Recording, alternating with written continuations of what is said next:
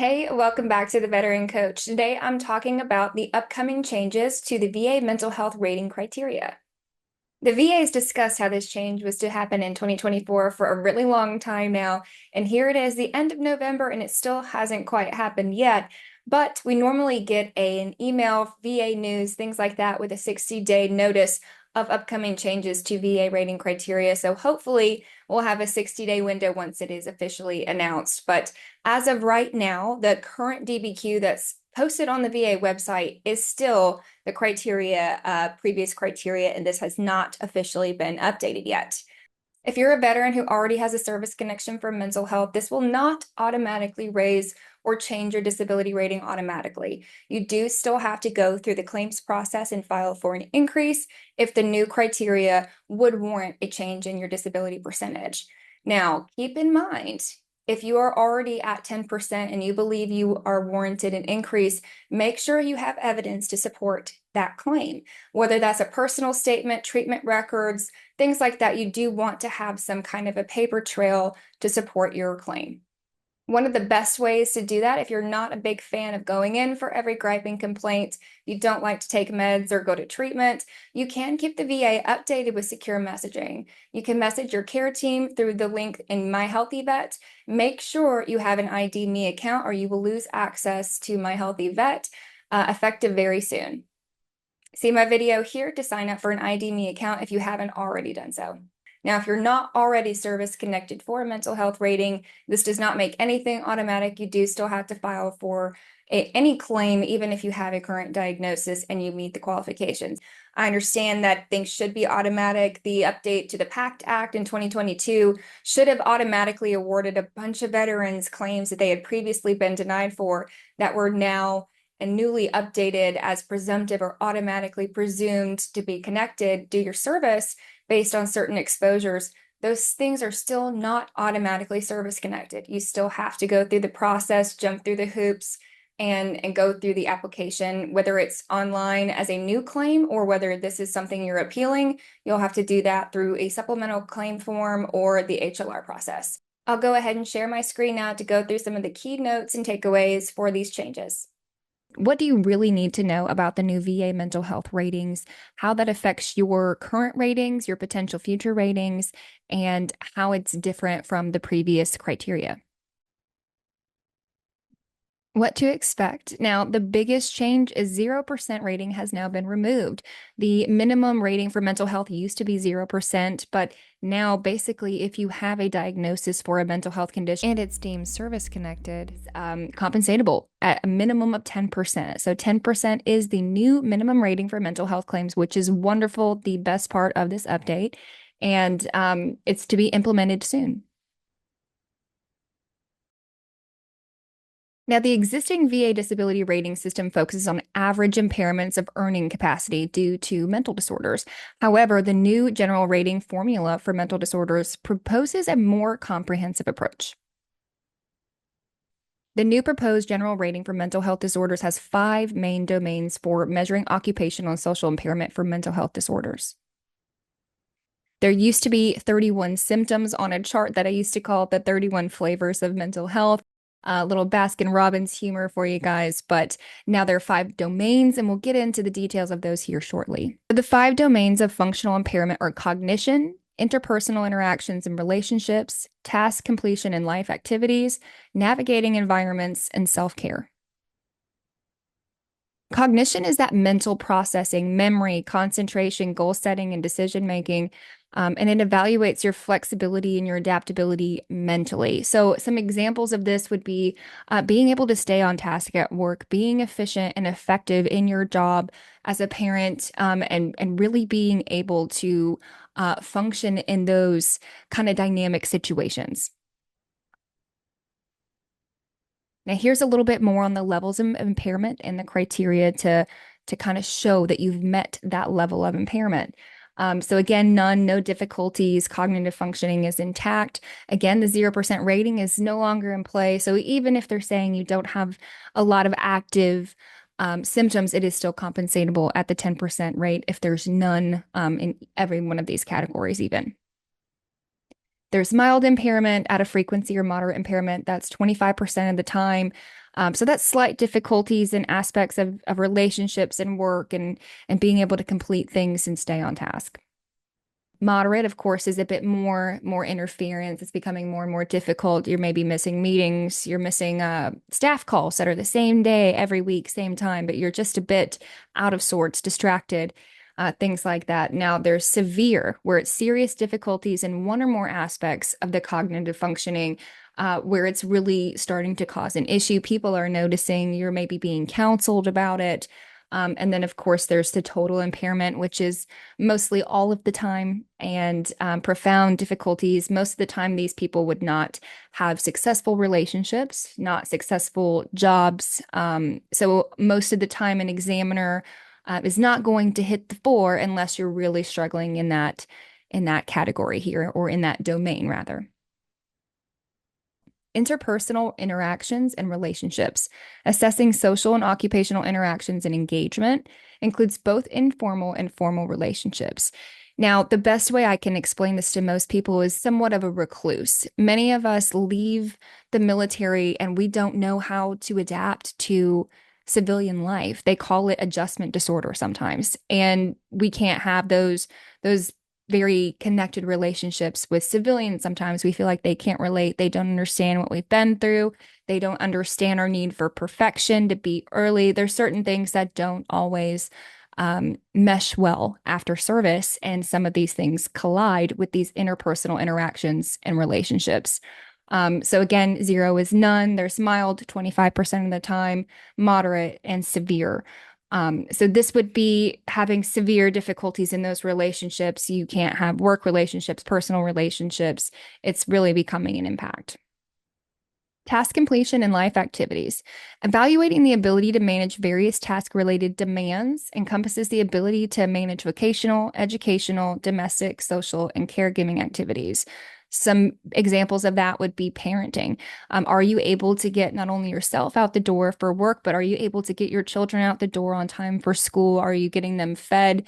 Do they have their backpacks ready? Are you able to hit those hack times for yourself and for the other people in your life? Vocational, educational.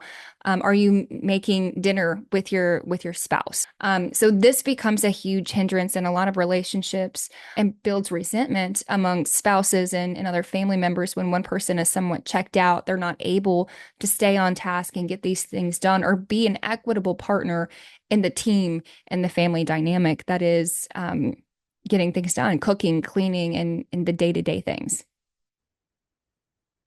Again, it's 1 through 4, none, mild, moderate, severe, and total impairment.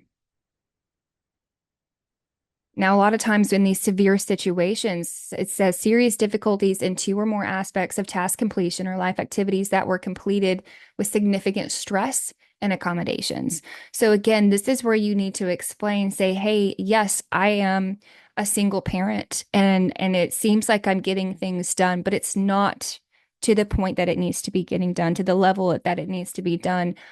Significant stress, significant accommodations. Maybe you got your kid to school on time, but their clothes were dirty. Maybe they got to school on time, but they didn't eat breakfast. They're not prepared. You didn't sign their permission slip because you were not on time. You were not on task. So there's serious, moderate, mild. There's all examples for this. Even down to the simple things like taking the trash out. That's a task, but if you miss it, the trash piles up. It becomes an issue with your family.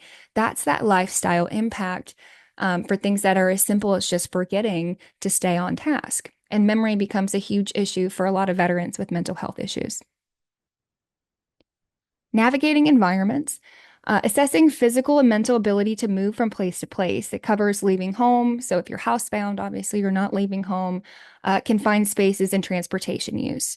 A lot of people think this is a very vague thing, but it's not. A lot of veterans experience intense road rage, and they go through a multitude of issues on the road, getting to place. A lot of veterans have trauma from deployments where they think trash on the side of the road is an IED, or they change lanes when they go under a bridge very erratically because they were used to people throwing IEDs and explosive devices off a bridge when the truck would go under the bridge and it would land in the truck. So a lot of veterans, we adapt and we think we're doing things that are safe, but we are driving erratically. We are causing issues, and there's significant stress in these moments, and we're not able to either complete them or complete them safely.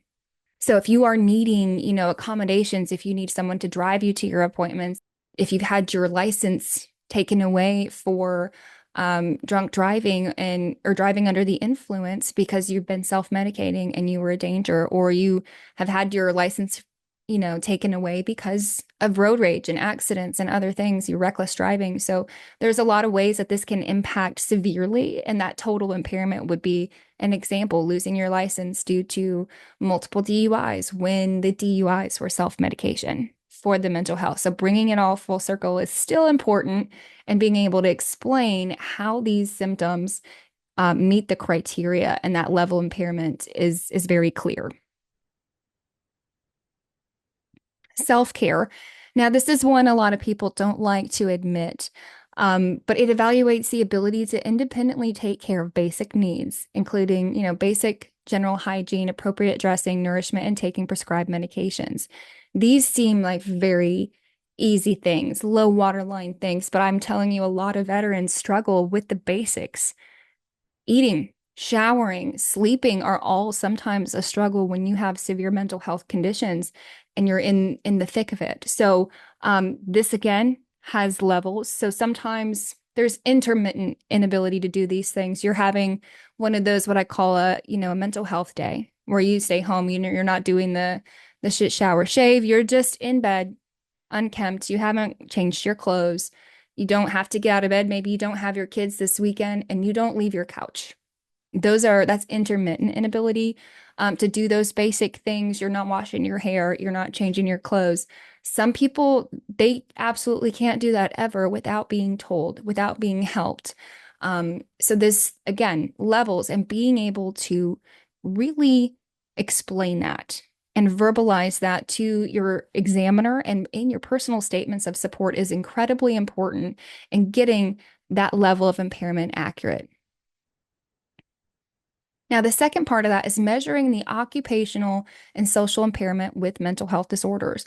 Now, the VA proposes a method for measuring that occupational and social impairment and mental disorders by addressing a veteran's functioning in those five domains based on those levels of intensity. Again, that's work percentage of time. So the more that you can explain how much time you've maybe missed from work, social events, any social and occupational impairment is important. Again, the degrees of intensity for each domain vary, encompassing none, mild, moderate to severe, and total. The new percentage ratings that go with those are 10% for the minimum rating, 30% is level 1 in 2 or more domains, 50% is a level 2 in 1 domain, 70% would be a level 3 in 1 domain, or level 2 in 2 or more domains. And then 100% would be level 4 in 1 or more domains and a level 3 in 2 or more domains. So the new proposed formula assesses all 5 domains and cumulatively adds those together to get your percentage rating. To me, this will make it much easier to get to that 100% because a lot of veterans hit those check boxes if they're able to accurately describe that and verbalize that in their appointment and in their personal statements, which is a huge part of what we do at the Veteran Coach, getting you prepared for those appointments, letting you know what to expect, what they're going to ask, and how to answer it in a way that they're going to understand what you mean best. Another big takeaway, aside from 10% being the new minimum rating, is the 100%. One of the requirements used to be for many evaluators not having a job, no income, being considered housebound to want to hit that 100% recommendation box for disability percentage. And now there's a lot more room for consideration for those special accommodations, teleworking, part-time positions. There's a lot more accommodations for disabled people. So you have to be very, very adamant about expressing how you're impacted by your disabilities, not only physically, but mentally, socially, and professionally. So make sure you're staying in contact with the VA, keeping them informed about your mental health symptoms, and documenting that before you go through the process to file for an increase. If you have any private or specific questions you don't want to drop in the comments section, feel free to contact us at TheVeteran.Coach, fill out that contact form, or email me directly at Laura@TheVeteran.Coach. I hope you found this video helpful. We will try to keep you updated once the official change has been announced, but until then, stay informed, stay safe, stay healthy, and I'll see you next time.